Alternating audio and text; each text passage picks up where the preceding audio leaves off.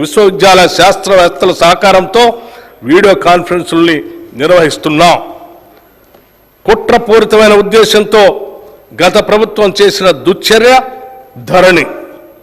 చాలా సంవత్సరాల కాలంగా భూమిపై సర్వ హక్కులు అనుభవిస్తున్న కొందరు రైతన్నలకు వారి భూమి వారికే కాకుండా చేసింది ధరణి. తరతరాలుగా తమ యాజమాన్యంలో ఉన్న భూముల్ని ధరణి పోర్టల్లో నమోదు చేసే సమయంలో జరిగిన లోపాలు, అక్రమాలు, అవకతవకల వల్ల లక్షలాది రైతులు తీవ్రమైన మనోవేదనకి గురయ్యారు.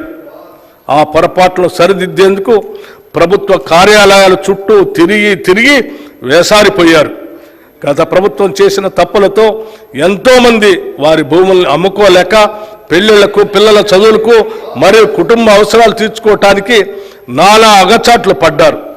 లోపభూయిష్టమైన ధరణి నిర్వహణ వల్ల చాలామంది రైతులకి అందవలసిన రైతు బంధు, రైతు బీమా వంటి ప్రభుత్వ పథకాలు కూడా అందక నష్టపోయారు. సాక్షాత్తు తెలంగాణ హైకోర్టు కూడా ధరణి పోర్టల్లోని ఎన్నో లోపాలని ఎత్తి చూపింది.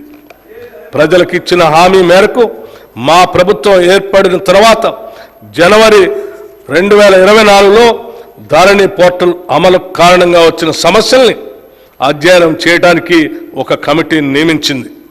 ఆ కమిటీ సూచనల మేరకు మొదటి దశలో పెండింగ్లో ఉన్న దరఖాస్తులను పరిశీలించి పరిష్కరించడానికి స్పెషల్ డ్రైవ్ను ఈ సంవత్సరం మార్చి 1 నుండి మార్చి 15 వరకు జిల్లా కలెక్టర్ల ఆధ్వర్యంలో చేపట్టాం.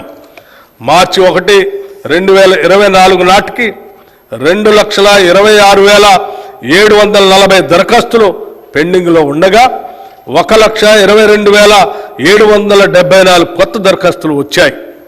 మొత్తంగా ఉన్న 3,49,514 దరఖాస్తుల్లో మార్చి 1 నుండి నేటి వరకు 1,79,143 దరఖాస్తుల్ని పరిష్కరించాం.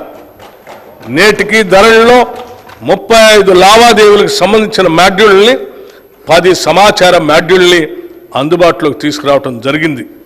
ఈ మాడ్యూళ్ల వల్ల క్షేత్రస్థాయిలో ఎదురవుతున్న ఇబ్బందులకు కొంతవరకు పరిష్కారం లభిస్తుంది.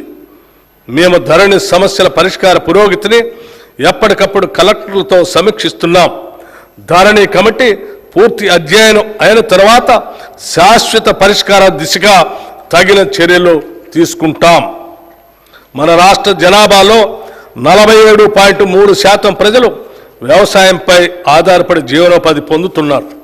కానీ మన రాష్ట్ర ఆర్థిక రంగంలో వ్యవసాయ మరియు సంబంధిత రంగాల వాటా 15.8% మాత్రమే. ఈ రంగం యొక్క వాటా పెరిగినప్పుడు రైతుల ఆర్థిక పరిపుష్టికి దారితీస్తుంది. అందుకే మా ప్రభుత్వం రైతుకు అవసరమైన అన్ని విధాల చేయూత అందిస్తుంది. ఇప్పటి వరకు